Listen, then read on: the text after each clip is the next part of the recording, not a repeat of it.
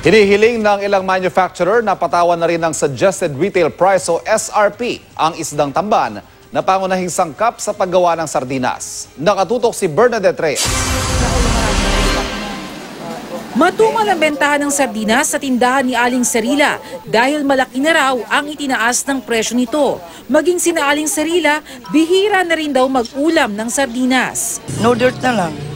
Itlog. Kasi medyo makamura-mura ka dyan kaysa sardinas. Umakyat na umakyat yan because of higher fuel costs, and then you have the train load. Tin plates are also getting costly because of the US dollar conversion rate.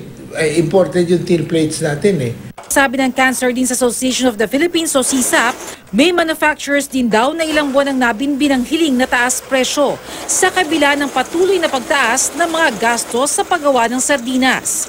Sabi ng Department of Trade and Industry, may formula na sinusunod kung pagbibigyan o hindi ang hiling na dagdag presyo. Bawat brand, meron kaming cost structure model. Nakalinya yung kanilang mga costing doon. At saka pagka may gumagalaw na cost ng raw materials, yun po ang ina-adjust.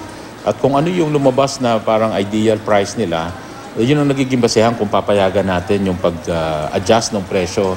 Sa ngayon, naglalaro sa 14 pesos and 40 centavos hanggang 17 pesos and 60 centavos ang SRP ng sardinas. Dahil may SRP ang mga canned sardines, hiling ng mga sardines manufacturer na lagyan na rin ng SRP ang isdang tamban na pangunahing sangkap nila sa paggawa ng sardinas. Bakit ang canneries lang, ang canned lang ang binibigyan ng SRP?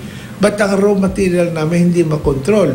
Yung gasolina na panghuli ng hindi rin makontrol. If we go down another 3 or 4 pesos, that will be all right already. Sang-ayon ng DTI sa planong paglalagay ng SRP.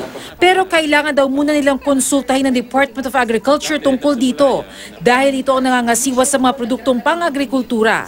Meron kaming request, lagyan na rin ng SRP yung isda para lahat medyo manage natin ang costing, yung cost structure ng canned sardines. Pero di naman sang-ayon ng DA sa mungkahing ito. Kamura-mura ng tamban, SRP mo pa. Magkano yung tamban doon sa Zamboanga? 30 lang yata ang kilo.